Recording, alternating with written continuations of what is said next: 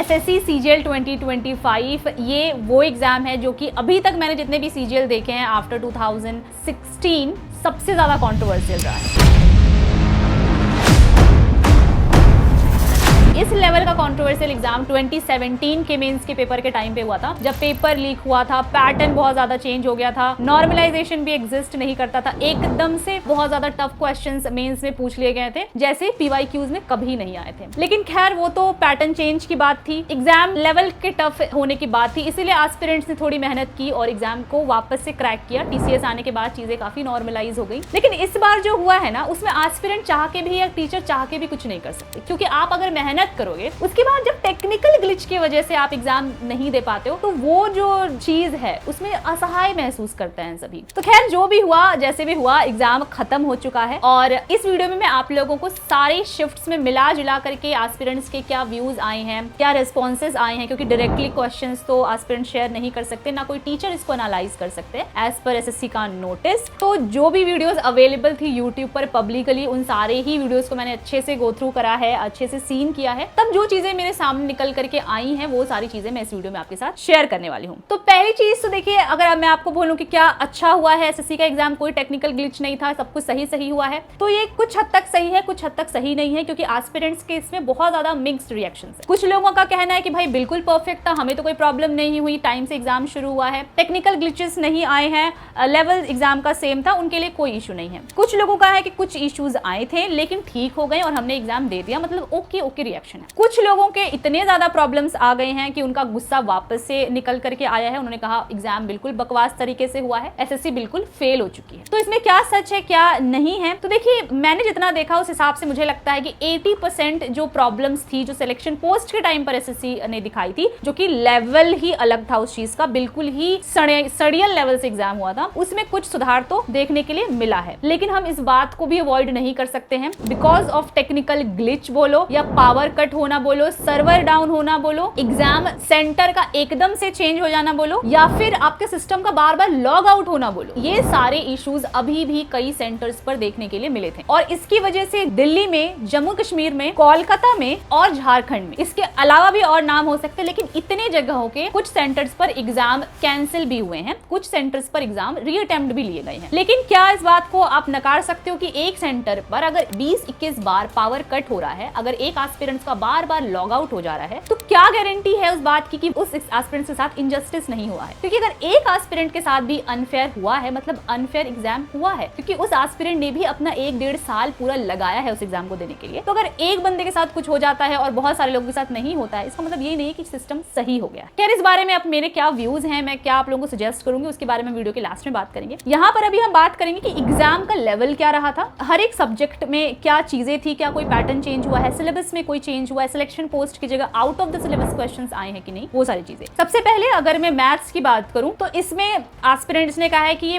Easy to moderate आया है, TCS pattern का ही क्वेश्चन आया है, कुछ बहुत बड़ा चेंज नहीं आया है। सिलेक्शन पोस्ट में जैसे out of the syllabus questions भी आ गए थे, ऐसा नहीं आया है। हो सकता है मेंस के 1-2 टॉपिक्स प्री में पूछ लिए जाएं, लेकिन आएगा वहीं से जो कि आपका ओवरऑल सिलेबस है उसमें से ही। या फिर ऐसा हुआ है कि या तो कोई टॉपिक बिल्कुल ही नहीं पूछा गया है, या तो कुछ टॉपिक्स के नंबर ज्यादा पूछे गए हैं, जैसे कि ट्रिग्नोमेट्री या ज्योमेट्री के क्वेश्चंस कुछ शिफ्ट्स में ज्यादा पूछ लिए गए काफी, और कुछ शिफ्ट्स में आए ही नहीं। तो इस तरह की प्रॉब्लम है, लेकिन आउट ऑफ द बॉक्स आना या बहुत टफ क्वेश्चंस आना ऐसा नहीं हुआ है मैथ्स में। तो मैथ्स में आप एक्सपेक्ट कर सकते हो कि आपको 90 में से एटलीस्ट 40-45 नंबर तो आपके आने चाहिए, ताकि आप सेफ जोन में रहो। अब हम बात करते हैं इंग्लिश की, तो इंग्लिश में भी मॉडरेट एस्पिरेंट्स ने बताया है। इंग्लिश में वोकैबुलरी का पार्ट इजी था, ग्रामर भी इजी था, जैसा टीसीएस पैटर्न में आता था उसी तरह के क्वेश्चंस पूछे गए हैं। यहाँ पर सिर्फ जो पैसेज है वो लेंदी है और उसको आपको पढ़ करके अच्छे से समझ करके करना पड़ेगा, मतलब टाइम टेकिंग थोड़ा सा हो गया है, इसलिए वो मॉडरेट है, अदरवाइज क्वेश्चंस नॉर्मल है। कुछ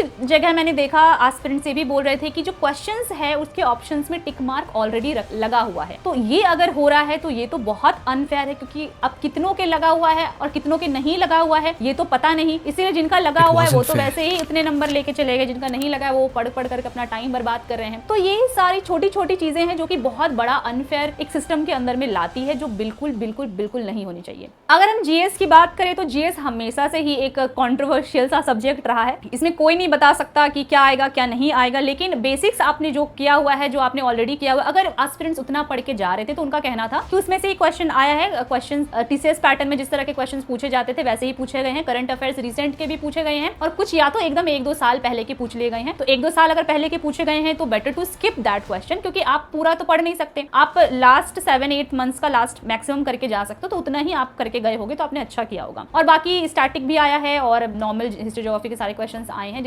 जिस वेटेज में होते हैं उसी वेटेज में आए हैं। किसी किसी शिफ्ट में कुछ ज्यादा मेजर चेंजेस हुए होंगे तो उस बारे में मैं नहीं बता सकती, but most of the cases में ठीक आए हैं। इसके बाद अगर रीजनिंग की बात करूं तो रीजनिंग में यहाँ पर स्टेटमेंट बेस्ड क्वेश्चंस पूछे जा रहे हैं अभी भी, यानी कि आगे आप लोग जब मेंस का एग्जाम दोगे तो मेक श्योर कि जो सिलेक्शन पोस्ट में क्वेश्चंस आए थे आप देख लेना, टीचर्स करवा ही रहे होंगे तो वहां से आप प्रैक्टिस कर सकते हो। तो इस क्वेश्चन को करना, क्योंकि ये टाइम टेकिंग भी है, लेकिन यार इजी क्वेश्चन है। ऐसा किसी ने नहीं बोला कि रीजनिंग टफ आ रहा है, रीजनिंग इजी आ रहा है, मॉडरेट आ रहा है। अगर आपने ढंग से करा हुआ है, प्रीवियस क्वेश्चन बनाए हुए थे, मॉक टेस्ट लगाया हुआ था, तो आपको समझ आ जाएगा। इजी कैटेगरी में मैं रख सकती हूँ उसको। और पैटर्न टीसीएस पैटर्न पर ही आ रहा है, सिलेबस के बाहर कुछ भी नहीं आ रहा है। इसके बाद लैंग्वेज चेंज करने में कोई इशू आया हो ऐसा मैंने नहीं सुना है। ऑप्शंस भी ठीक आ रहे हैं। सिलेक्शन पोस्ट जैसा नहीं है कि क्वेश्चन कुछ और ही आ रहा है, ऑप्शन कुछ और ही आ जा रहा है, ऐसा नहीं है। या फिर क्वेश्चन के 2 ही 3 ऑप्शंस नजर आ रहे हैं, ऐसा भी नहीं हुआ है। अगर हुआ है कहीं कहीं तो प्लीज कमेंट में बताइए, क्योंकि मैंने बहुत सारे वीडियोस देखे हैं। एस्पिरेंट्स ने जो पर्सनल वीडियोस अपने डाले हुए हैं, जितने भी मैंने बहुत सारे देखे हैं, तो मुझे उनमें से तो नहीं मिला। लेकिन अगर ऐसा कोई इशू है तो आप लोग कमेंट में बता दीजिएगा ताकि दूसरे लोगों को भी पता लगे।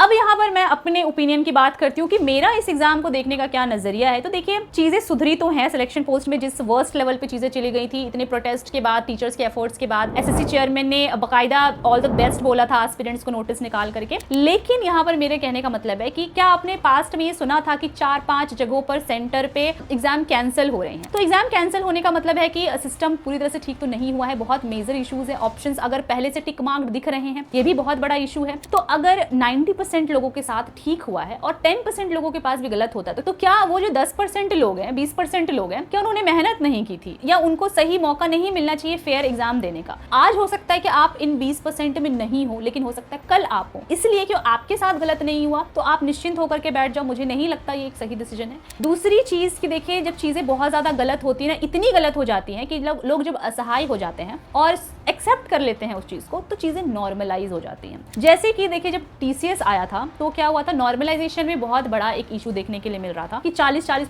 50-50 नंबर बढ़ने लग गए लोगों के। स्टार्टिंग में लोगों ने आवाज उठाई, बट एट दी एंड कुछ ज्यादा होता हुआ दिखा नहीं, तो लोगों ने एक्सेप्ट कर लिया इस चीज को। दूसरी चीज की टीसीएस जब आई थी तब हम लोगों ने देखा था कि हर एक शिफ्ट में कुछ ना कुछ क्वेश्चन गलत आना बहुत नॉर्मल हो गया था। 1, 2, 3, किसी शिफ्ट में तो 4-5 क्वेश्चन भी गलत आ जा रहे थे, जबकि ऐसा पहले एसएससी में नहीं हुआ करता था। रॉन्ग क्वेश्चन आना बहुत मिनिमम रेयर केस हुआ करता था पहले एसएससी में, लेकिन ये जब आने लग गया तो लोगों ने इसको बहुत नॉर्मलाइज कर दिया कि ठीक है, एक ही क्वेश्चन गलत आया। ऐसा लोग सोचने लग गए थे कि एटलीस्ट 5 क्वेश्चन तो गलत नहीं आया। लेकिन ये जो चीज है ना, ये जो लेवल है अभी एसएससी का, इसको हमें नॉर्मलाइज नहीं होने देना है कि ठीक है, ऑप्शंस में टिक मार्क लगा है, हो गया 1 क्वेश्चन 2 क्वेश्चन में, या अगर 4-5 सेंटर्स पे एग्जाम कैंसिल ही हो जाता तो कोई बात नहीं, 4-5 पे ही हुआ है, 10 पे तो नहीं हुआ है। प्लीज ऐसा नॉर्मलाइज नहीं होने देना है। इसलिए मुझे लगता है कि हर एक एस्पिरेंट के साथ जब तक फेयर एग्जाम नहीं होता है तब तक इसको कंप्लीटली फेयर नहीं मान सकते हैं आप लोग। बस यही मेरा ओपिनियन और एनालिसिस था। जो 2026 वाले बच्चे अगर इस वीडियो को देख रहे हैं तो देखिए, आपके लिए पॉजिटिव एक तरह से खबर है कि चीजें सही तो हो रही है। कम से कम जिस लेवल पे चीजें थी, हम तो बिल्कुल ही डिसअपॉइंट हो गए थे, टीचर्स भी बिल्कुल डिसअपॉइंट हो गए थे कि करे तो करे क्या। लेकिन अब चीजें सही हो रही, तो आई थिंक 2026 तक काफी ज्यादा सुधार हो जाएगा। हो सकता है कि चीजें बिल्कुल नॉर्मल हो जाए। तो मैंने भी जो होप खो दी थी कि भाई अब बच्चे क्यों एसएससी की तैयारी करें, जब हम अपना 100% दे रहे हैं और सिस्टम ही 0 हो जा रहा है, फेल हो जा रहा है, तैयारी करने का तो कोई मतलब नहीं बनता। बट मुझे भी अब होप आया है और आपको भी आना चाहिए। इसीलिए आपने 2026 के लिए तैयारी शुरू की है तो उसको कंटिन्यू रखिए, बहुत बढ़िया तरीके से 100% एफर्ट दीजिए। स्ट्रैटेजी की वीडियो, बेस्ट टीचर्स के ऊपर वीडियो, जो भी वीडियो आपको चाहिए 2026 के गाइडेंस के लिए, वो सब कुछ इस चैनल पे मिलेगा। तो चैनल को सब्सक्राइब करते हुए जरूर जाना। चलिए मिलते हैं ऐसी इन्फॉर्मेटिव वीडियोस के साथ आगे भी, तब तक के लिए जय हिंद।